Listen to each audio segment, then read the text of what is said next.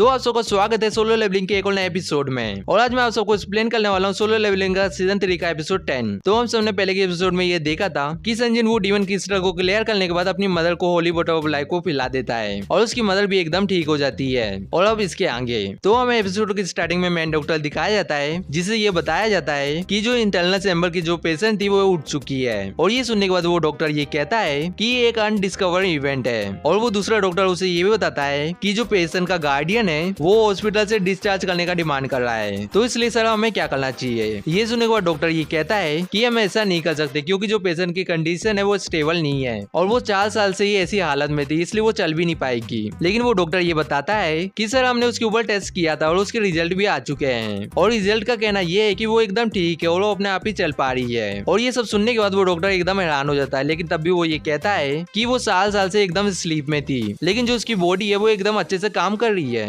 वो दूसरा डॉक्टर ये कहता है कि शायद ये लाइफ सपोर्ट मशीन की वजह से हुआ होगा, लेकिन वो डॉक्टर ये कहता है कि अगर वो ठीक भी है तब भी हम उसे डिस्चार्ज नहीं कर सकते अपने हॉस्पिटल से और हमें इसके बारे में मेडिकल कम्युनिटी को भी बताना होगा। लेकिन दूसरा डॉक्टर ये कहता है कि मैंने पेशेंट के गार्डियन से बात की लेकिन वो मान नहीं रहा है और वो कोई नॉर्मल पर्सन भी नहीं है। और इसके बाद वो डॉक्टर पास जाके कहता है कि सर आपने संजन वू के बारे में तो सुना ही होगा, जो रिसेंटली कोरिया का 10वां एस क्लास हंटर बना है। और यहाँ डॉक्टर ये समझ जाता है कि उसे इससे पंगा नहीं लेना चाहिए, इसलिए वो ये कहता है कि हम एक ठीक पेशेंट को गल जाने से नहीं रोक सकते और इसलिए हमें उस पेशेंट को डिस्चार्ज कर देना चाहिए। और उसके बाद हमें दूसरे सीन में ये दिखाया जाता है कि जीना भी आ जाती है अपनी मॉम को गल ले जाने के लिए। जीना को देखने के बाद जीना की मदर ये कहती है कि तुम बहुत ज्यादा बड़ी हो गई हो। और यहाँ जीना अपनी मदर को देख के खुशी के मारे रोने लगती है और रोते हुए अपनी माँ को गले लगा लेती है। और यहाँ संग मनी मनी ये कहता है कि मुझे ऐसा फील हो रहा है कि मुझे रिवॉर्ड मिल रहा है, लेकिन मैं इस जगह में नर्वस भी हूँ अंडर होने की वजह से, क्योंकि मैंने एक ऐसे ब्रिज को क्लोज कर दिया जिससे मैं वापस नहीं आ सकता। और इसके बाद हमें ये दिखाया जाता है कि संग हॉस्पिटल के बाहर बैठा हुआ होता है और मनी मनी ये कहता है कि मैं अपने मोबाइल को चेक ही नहीं कर पाया क्योंकि मैं डीमन क्रिस्टल के अंदर था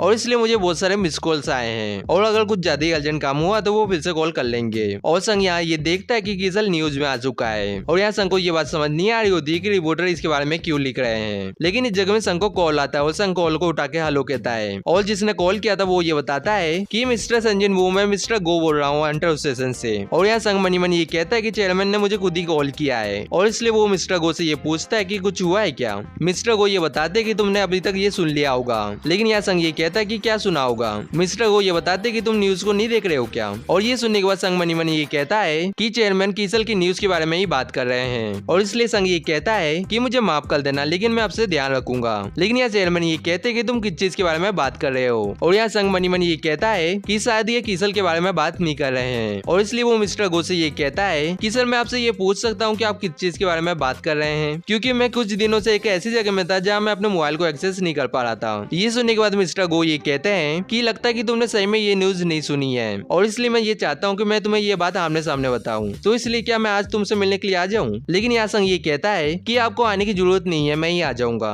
और इसके बाद यहाँ से सीन शिफ्ट होता है और हमें अंडर स्टेशन में ले जाया जाता है और यहाँ मिस्टर गो संग को सब कुछ बताते हैं कि हम लोग 4 दिन के बाद ऑपरेशन को लॉन्च करेंगे और हम सब मिल के जीजू आइलैंड की जितनी भी एंड है उन सबको मार देंगे। लेकिन ऐसा करने के लिए हमें संजन वो आपकी मदद चाहिए और कोरिया के सारे लोग जीजू आइलैंड को फिर से क्लेम करने के लिए तैयार हैं, तो इसलिए प्लीज हमारे साथ फाइट करो। लेकिन यह संग मनी मनी ये सोच रहा होता है कि मैं नॉर्मल हालात में इस मौके को छोड़ता नहीं, क्योंकि मैं हाई लेवल के मॉन्स्टर को मार के लेवल अप कर सकता था। और यह संग चेयरमैन को कुछ बोलने ही वाला होता है, लेकिन वो इस जगह में पावरफुल माना वेव को सेंस करता है। संग को देखने के बाद मिस्टर को संग से ये पूछते हैं कि क्या हुआ और इसमें संग ये कहता है कि कुछ सीरियस बात नहीं है, लेकिन कुछ हंटर है जो पास में फाइट कर रहे हैं। मिस्टर गो हंसते हुए ये कहते हैं कि मैंने तुमसे ये एक्सपेक्ट किया था और जो तुम्हारा सेंस है वो शार्प है और तुमने इसे इतने डिस्टेंस से फील किया है जिसकी वजह से मैं तुमसे बहुत ज्यादा इंप्रेस हुआ हूँ। और जो तुमने फील किया है वो एस क्लास हंटर है जो जिम में ट्रेनिंग कर रहे हैं। और संग ये कहता है कि वो एस क्लास हंटर है। मिस्टर गो ये कहते हैं कि तुमने सही कहा, वो लोग ट्रेनिंग इसलिए कर रहे हैं क्योंकि 4 ही दिन बचे हुए हैं जीजू आइलैंड में रेड करने के लिए और वहाँ जैपनीज एस रैंक हंटर भी है और गोटो रियोजी भी उनके साथ ही है। और यहाँ संग चेयरमैन से ये पूछता है कि आप गोटो रियोजी के बारे में बात कर रहे हैं। मिस्टर गो ये बताते हैं कि हाँ मैं गोटो रियोजी की बात कर रहा हूँ जो ग्रेटेस्ट जैपनीज हंटर है और गोटो रियोजी का नाम एक बार सबने सुना ही होगा, वो हंटर हो या ना हो। और क्या मिस्टर वो आप मेरे साथ जिम में चल रहे हो। और इसके बाद हमें जिम का सीन दिखाया जाता है जहाँ बाइक उन्होंने एक दूसरे हंटर से फाइट कर रहा होता है, लेकिन वो दूसरा हंटर अपने पाँव और अपने हाथ का यूज करके बाइक उन्हों को उठा के नीचे फेंक देता है और नीचे फेंकने के बाद ये कहता है कि कोच बाइक तुम यंग हो, तुम इससे भी ज्यादा पावरफुल हो। लेकिन यहाँ बाइक उन्होंने ये कहता है कि मैं कोच नहीं हूँ। और इसके बाद ये दोनों फिर से फाइट करने लगते हैं और इन दोनों की फाइट की वजह से ढेर सारे विंड वेव निकल रहे होते हैं। और यहाँ दूसरी तरफ मिस्टर गोसंग को ये कहते हैं कि इतने सारे एस रैंक हंटर को एक जगह में देखना हर दिन देखने के लिए नहीं मिलता है, और जो तुमने पहले माना वेव फील किया था वो यहीं से आ रहा था। और ये देखने के बाद संग ये कहता है कि देखने से ऐसा लग रहा है कि बाइकुनो थोड़ा स्ट्रगल कर रहे हैं, लेकिन पीछे से चाय जोंग इन ये कहता है कि तुम सही कह रहे हो, लेकिन बाइकुनो अपनी पूरी पावर का यूज करेगा तो मांग डोंगू उससे कैचअप नहीं कर पाएगा। और उसके बाद संग ये देखता है कि चाय जोंग इन उसके पीछे खड़ा होता है। चाय जोंग इन संग को ये भी कहता है कि मिस्टर संग तुमसे मिले हो बहुत ज्यादा टाइम हो चुका है, और उस जगह में तुम जो पर्सन देख रहे हो वो फेम गिल का है जिसका नाम है मा डोंगवू। लेकिन ये सुनने के बाद संग ये कहता है कि तुमने अभी ये बोला है कि बाइकुनो अपनी पूरी पावर का यूज नहीं कर रहे हैं, लेकिन वो क्यों होल्ड बैक कर रहे हैं वो भी इतने पावरफुल ओपोनेंट के सामने।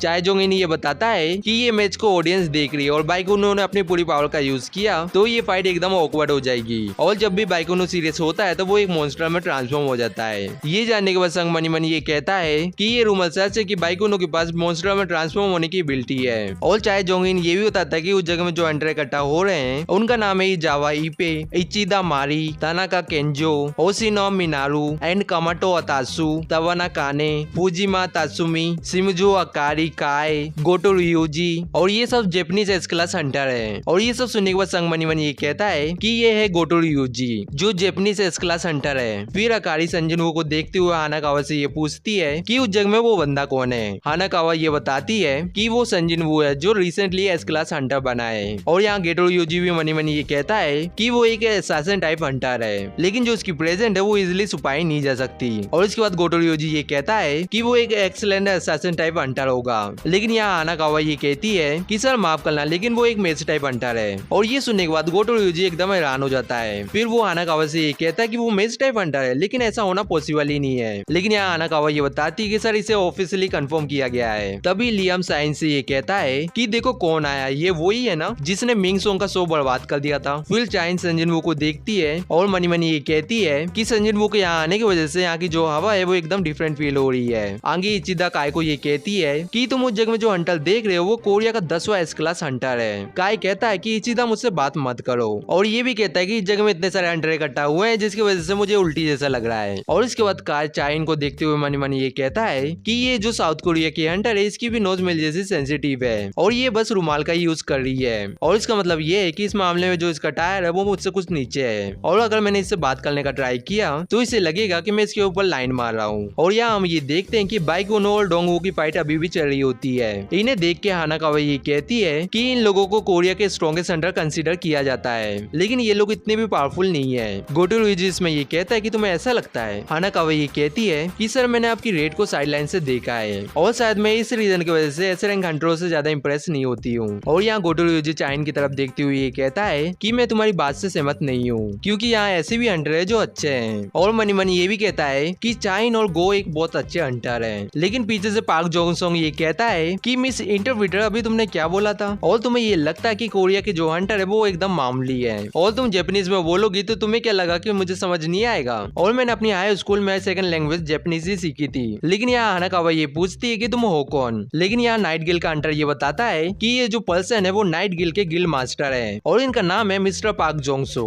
लेकिन यहाँ हानाकावा ये कहती है कि मैंने ये नाम पहले कभी नहीं सुना है। लेकिन वो नाइट गिल का हंटर गुस्सा करते हुए ये कहता है कि जो मिस्टर पार्क है वो एक ए रैंक हंटर है, और वो एस रैंक हंटर नहीं है, इसलिए शायद तुमने उनका नाम नहीं सुना है। और जो हमारा गिल्ड है वो कोरिया के 5 मेजर गिल्ड में से एक है, और हमारी गिल्ड ने सबसे ज्यादा ए रैंक हंटर को रिक्रूट किया है। और यहाँ वो हंटर और कुछ बता रहा होता है, लेकिन मिस्टर पार्क उसे रोक लेते हैं और कहते हैं कि यूनिटे शो ऑफ करना बंद करो। और इसके बाद हानाकावा ये कहती है कि साउथ कोरिया का ए रैंक का हंटर, क्या तुम भी जीजू आइलैंड की रेड को ज्वाइन करने वाले हो? क्योंकि मुझे ऐसा लगा था कि बस एस क्लास हंटर ही पार्टिसिपेट कर सकते हैं। और ये सुनने के बाद मिस्टर पार्क भी पैनिक करने लगते हैं। और यहाँ गोटो रियोजी हानाकावा से ये कहता है कि तुम लोग किस चीज के बारे में बात कर रहे हो। लेकिन यहाँ नाइट गिल का हंटर चिल्लाते हुए ये कहता है कि जो मिस्टर पार्क है वो डिफेंस टीम में है, और वो आइलैंड को ब्लॉक करने के इंचार्ज है। ये सुनने के बाद हानाकावा ये कहती है कि ये सुन के अच्छा लगा, क्योंकि इंपॉर्टेंट टास्क के लिए ए रैंक हंटर को साइन नहीं किया जाता। लेकिन यहाँ गोटो रियोजी ये सुनने के बाद ये कहता है कि हानाकावा तुम कुछ ज्यादा ही रूड हो रहे हो, इसलिए बंद कर दो ये सब। लेकिन यहाँ से मिस्टर पार्क जाते हुए ये कहते हैं कि ये एक इंटरप्रेटर है जो इसके साथ आई है, तो इसे पता ही क्या होगा।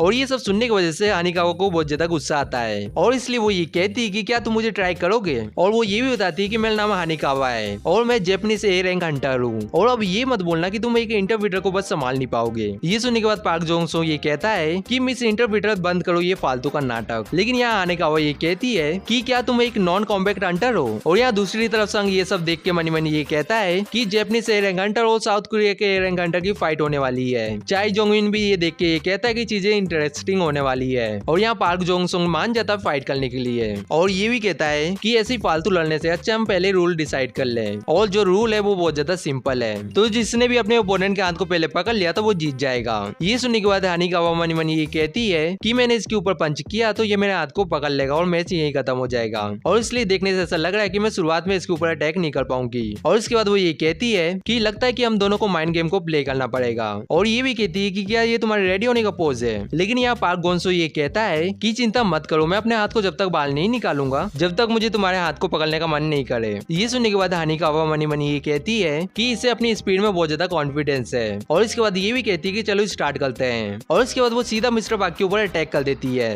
और लगातार मिस्टर पार्क के ऊपर पंच मार रही होती है। लेकिन मिस्टर पार्क उसे आसानी से डॉज कर रहे होते हैं और इसलिए हानिकावा को बहुत ज्यादा गुस्सा आ जाता है। इसलिए वो मनी मनी ये कहती है कि इसके जो चेहरे का ये लुक है मैं इसे पूरी तरह से मिटा दूंगी। और इसके बाद वो पावरफुल पंच मारने वाली होती है लेकिन उसका हाथ पीछे चले जाता है। और यहाँ हानिकावा को भी समझ नहीं आ रहा होता है कि जगह में क्या हुआ है। लेकिन हमें ये पता चलता है कि ये मिस्टर पार्क ने किया होता है। और मिस्टर पार्क ये भी कहते हैं कि मैंने तुम्हें अभी मारा नहीं है, मैंने बस तुम्हें धक्का दिया है और तुम समझ रहे हो ना कि मैं क्या बोल रहा हूँ। लेकिन यहाँ हानिकावा ये कहती है कि मुझे माफ कर देना, लेकिन जो तुम्हारा एक्सेंट है उसे समझना थोड़ा बहुत मुश्किल है और तुम कूल एक्ट करने की कोशिश कर रहे हो, वो भी इस फटी जींस के साथ, जिसकी वजह से तुम लेम लग रहे हो। और ये सुनने के बाद मिस्टर पार्क ये देखता है कि उसकी जो पैंट है वो फट चुकी है और इसी मौके का फायदा उठा के हानिकावा मिस्टर पार्क के ऊपर अटैक कर देती है। लेकिन यहाँ मिस्टर पार्क उसके हाथ को ग्रैब कर लेते हैं और कहते हैं कि मिस इंटरप्रेटर ये बहुत ज्यादा स्लो है। लेकिन इस जगह में हानिकावा को ये समझ नहीं आया होता है कि जगह में हुआ क्या है। और मिस्टर पार्क हानिकावा को ये कहते हैं कि तुम एक ऐसी हंटर हो जो टैंक के पीछे छुपी रहती है और इसलिए तुम्हारे पास 1v1 का फाइट का एक्सपीरियंस नहीं है। और कोरिया में हमारा सामना ट्रबल मेकर से होता रहता है और इसका मतलब ये है कि हमें अपने काइंड के लोगों से फाइट करना पड़ता है और कुछ ज्यादा बुरा हुआ तो हमें उन लोगों को मारना भी पड़ता है। और यहाँ मिस्टर पार्क ये भी बताते हैं कि जो मैजिक बीस्ट होते हैं उनके मूवमेंट एकदम सिंपल होते हैं, लेकिन जो इंसान होते हैं उनके मूवमेंट एकदम सिंपल नहीं होते हैं। और तुमने अपने ओपोनेंट के अटैक को प्रेडिक्ट नहीं किया तो तुम मारी जा सकती हो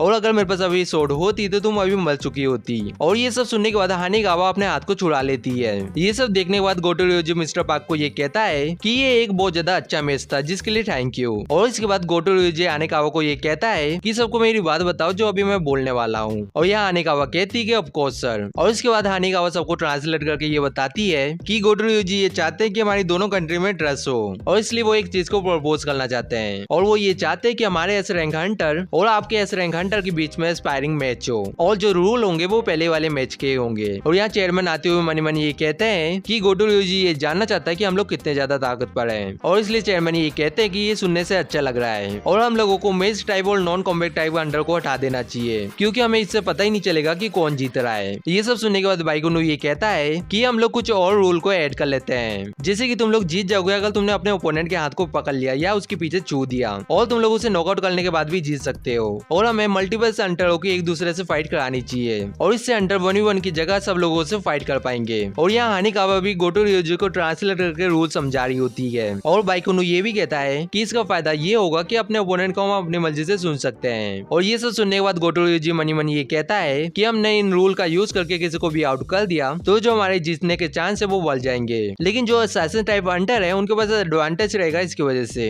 और इसके बाद गोटो रियोजी ये कहता है कि सुनने से अच्छा लग रहा है ये। और यहाँ कोरिया की टीम से 4 लोग आते हैं, बाइकुनु, चाय जोंगहिन और डोंग वू और मिस्टर लाइम। और जो जापानीज टीम से फाइट करने वाले हैं उनका नाम है ताकाना केंजो, ओशिना मिनारू और कामाटो ओतोशी तावाता काने। और ये एपिसोड यहीं पे खत्म हो जाता है। और जाने से पहले मैं आप सबको ये बता दूं कि मैं ये चाहता हूँ कि मैं जल्दी जल्दी वीडियो डालूं, लेकिन आप लोग लाइक टारगेट को कंप्लीट ही नहीं कर रहे हो। जैसे कि आप पिछली वाली वीडियो में ये देख सकते हो कि 141 ही लाइक है और इस वीडियो को डाले हुए 10 दिन हो चुके हैं, लेकिन आप लोग अभी तक 200 लाइक कंप्लीट नहीं कर पाए और अभी भी इस वीडियो को लाइक कंप्लीट नहीं है। लेकिन 24 लोगों ने कमेंट किया था, इसलिए मैं उनके लिए वीडियो डाल रहा हूँ। और आज के लिए बस इतना ही और हम सब मिलेंगे किसी नेक्स्ट वीडियो में।